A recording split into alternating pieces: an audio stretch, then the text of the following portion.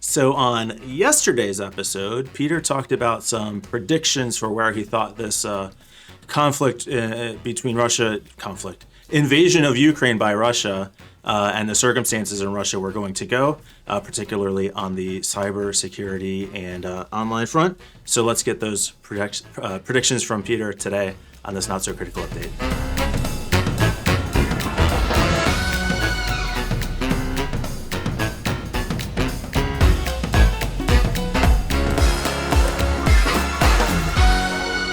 Hang on a second. Let me just step up onto my soapbox here, because it's a pundit in the house. I think I'm officially a pundit now. I've got things to say. No, seriously. I think so.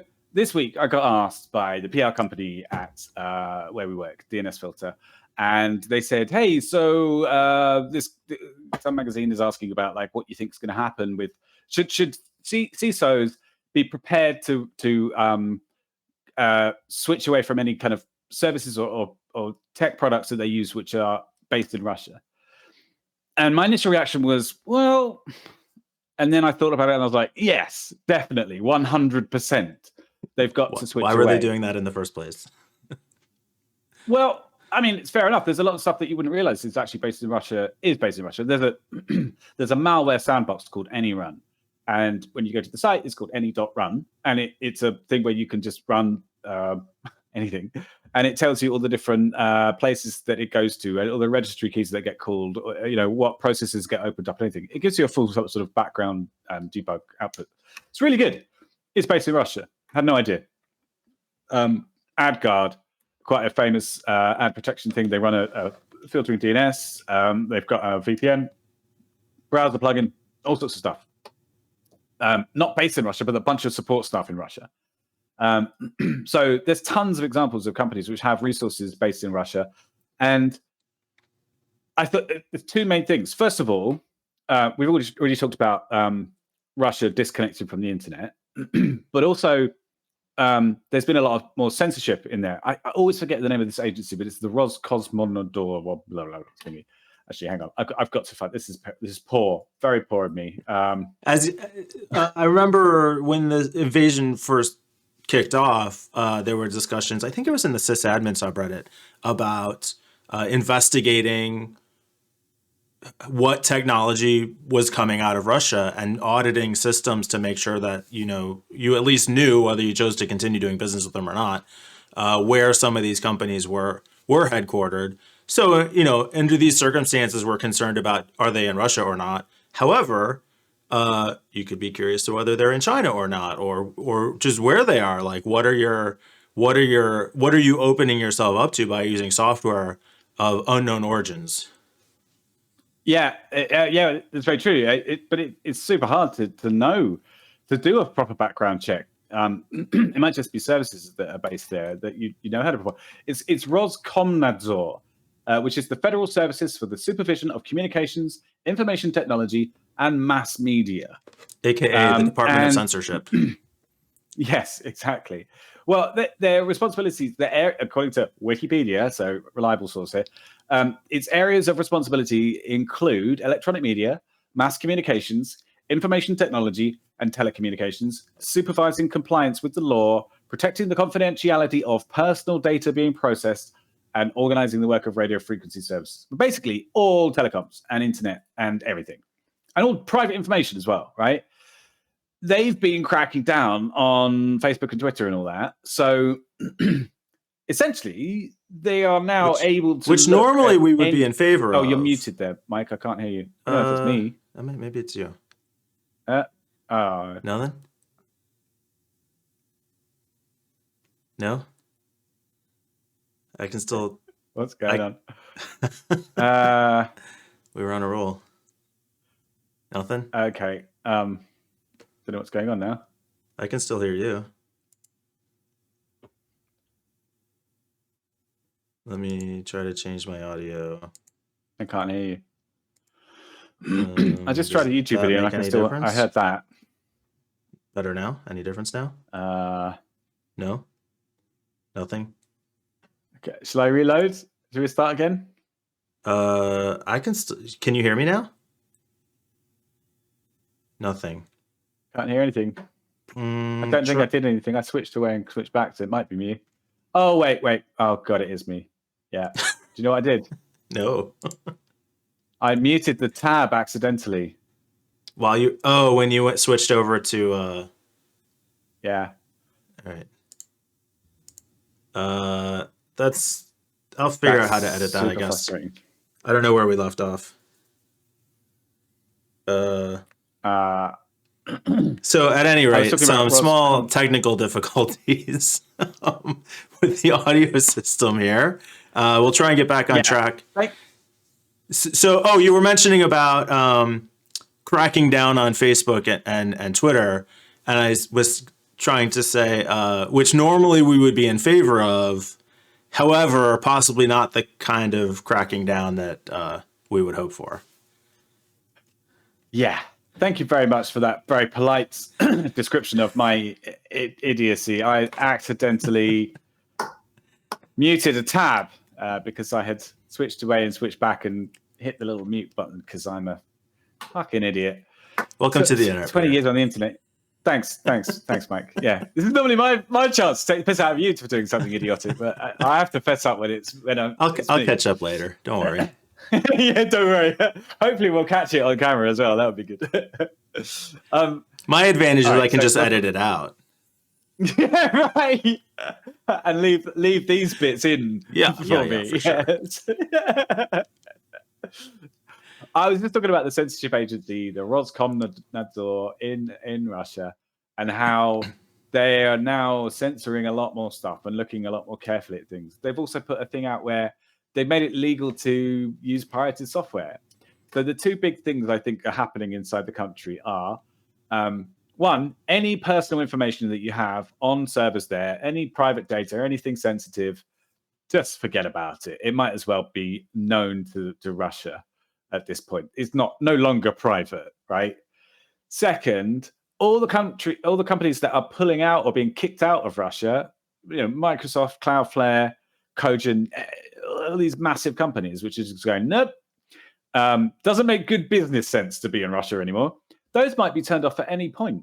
And there might be, anything that's based in Russia might just disappear.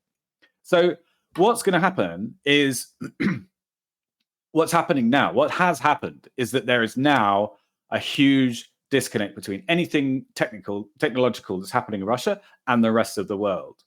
So, and information, we talked yesterday about how the news networks are being shut down. The censorship is in full swing. The misinformation is in full swing. So they're losing. They've lost access to the information. Now they're losing access to the infrastructure altogether. Yeah. So, and this is going to take a long time to fix. The quickest possible solution would be Putin to get overthrown and then a new leader to come in. But even if that happened tomorrow, it would take years for the trust to be rebuilt between the West and Russia. Like Microsoft aren't just going to go, oh, you know what? Hey, cool, we're back. Nobody would want to buy Microsoft servers. They'd boycott Microsoft if they did that. It's going to take years to get that back to parity to what it used to be. So long term, there's going to be a duplication of technology. Stuff that's being used in the West is going to have to be recreated in Russia and vice versa. So stuff that's being developed in Russia will have to be recreated in the West. So any kind of Russian technology that was originating from there is no longer useful. And going like 2 years in the future, any startups that would have been collaborating, cross-border, they'll have to be independent. There's going to be a big divide. Yeah. So we had Kaspersky antivirus, right? Warnings had been out for a while about, be careful if you work with them or don't work with them. What are you aware of any other specific examples that are that people might recognize or that are going to be immediately relevant? Well, I think I may have mentioned a couple, but which I don't know if that's going to be part of the edit, or if I, cocked up. So like AdGuard is one. They're quite a popular ad protection solution. They've got a VPN, a filtering DNS, and a Chrome plugin. Anyone is located there. But if like big companies like Russia are Anyone, by the way, is like a malware. Well, it's not necessarily malware, but a sandbox environment where you can run a process and see these are just tools that I've come across. And the issue here is not that they're compromised tools, but that they're tools that may cease to be available if Russia shuts itself off from the internet. Yeah, because like AdGuard, for example, they have support staff there, and they have to ensure the safety of their support staff. Anybody who's got servers in Russia, companies which have an Anycast network, which have points of presence in Russia, it's just going to become almost too technical. Interesting. So if they did that, would it also reduce the access of the malware gangs to the internet? Yeah. That could be a plus, right? No, I don't think so, because we have the security industry has a hard enough time sharing intelligence between each other, and now there's going to be there's going to be an entire continent's worth of threat intelligence which is not going to be shared with the rest of the world openly. There's the US has regulations. You can't be federally certified if you have any dealings with companies based in Russia. So Kaspersky is a good example. I've tried to get my hands on that data for years, and I can't, because we're just not allowed to work with them. It's just because of government regulations. And now it's going to become any kind of threat intelligence coming out of there. So any kind of cybercrime activity, I need to get it through unofficial means if I wanted to know more about it, which is, because there won't be any formal information sharing. Yeah, there's other stuff as well, which is like some organizations, that there was a big thing about ICANN being asked to disconnect Russia. ICANN said no, which is fair. But I know that some other organizations, some groups, have suspended Russian members. And that's based on legal advice that they've received on counsel. If they have headquarters in the US, or if they have headquarters in a European country that's neighboring Ukraine, then they basically can't have Russian groups inside their group, even if it's a worldwide organization which is meant to be furthering the betterment of the internet for cybersecurity. They can't.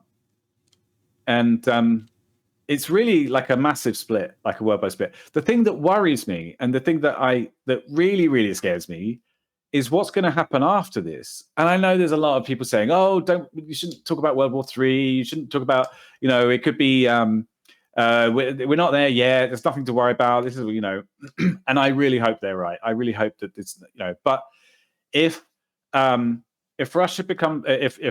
Ukraine becomes part of the EU, and this becomes an EU nation that's being invaded, and it does escalate, then Russia is going to start relying on its allies as well, and that's when it's really going to get messy. China and Iran among them. Yeah, and Korea, North Korea. Sorry, pardon me, South Korea. No, apologies. North Korea. I don't know who else is really an ally of Russia these days, but sure there's some out there. China's the big one, obviously. Yeah, for sure. Yeah. So not very happy predictions, no. But no. I don't see it going anywhere. I think, like I say, if Putin withdrew from Ukraine tomorrow, it's still going to take years to fix.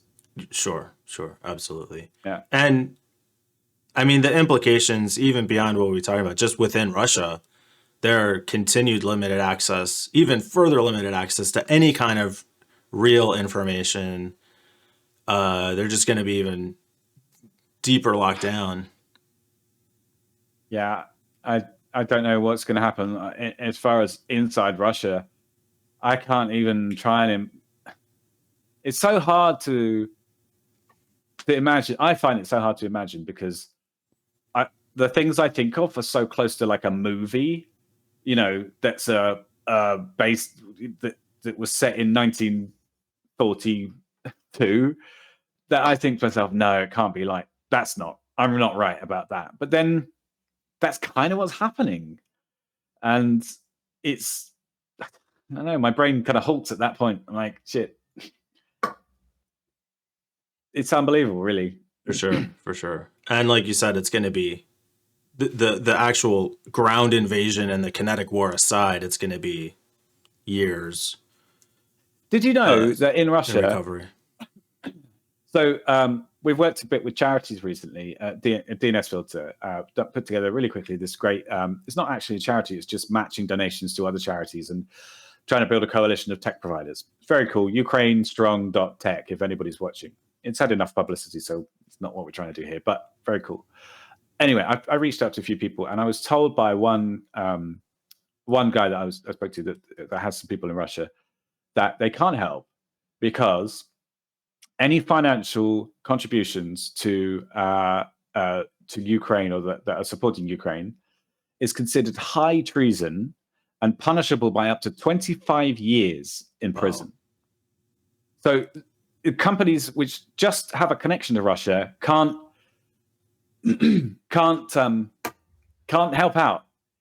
So what it's like inside Russia, people 25 years in prison for high treason, just for publicly supporting something. Did you also see that the video of Putin? This is bonkers, right? He was talking to a bunch of trainee air stewardesses. I don't know. Did I share that with you? I don't think so. Yeah. Oh my God, it was bizarre. I think I saw it on like last week tonight with John Oliver or something. And he was, I don't know where I saw it. He was, it's like 5 air stewardesses sitting around a table, and they were like, okay, Mr. Putin. And he was telling them, yes, in Ukraine, if you give support of the Russian army, they will take you out in the streets and shoot you. But in Russia, you can come out and say whatever you like. You can support Ukraine if you want. Like, it's so bizarre. It's so bonkers.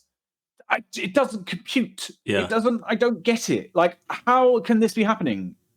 This person is in charge of a continent, and that's how propaganda works. You just say whatever you want, and to a bunch of trainee air stewardesses. Oh God! And everybody who saw that video. Yeah, true, of course, but I know. I don't think he was personally going around all the different air stewardesses. So, right, next batch. Okay, come in. It's going to go for all like 10,000 of them. He's a very hands-on propagandist. Yeah, but it's like it's a weird group to pick for propaganda. I think I don't know. That's no. The one on last week tonight that I saw with John Oliver. It was a little girl who must have been about 8 years old, and there was a guy interviewing her on some news program, and she was saying she asked him something like, why did we invade Ukraine? And then this really creepy Russian guy with like big bags under his eyes is going, well, this is what happens when it's giving this really dire answer that's complete bullshit. Oh my God, what's going on? It's so weird. Yeah, so weird. The statements are ridiculous, but that's how propaganda works, right? You just say it loud and often, and almost doesn't matter if it's true or not. I can't help myself.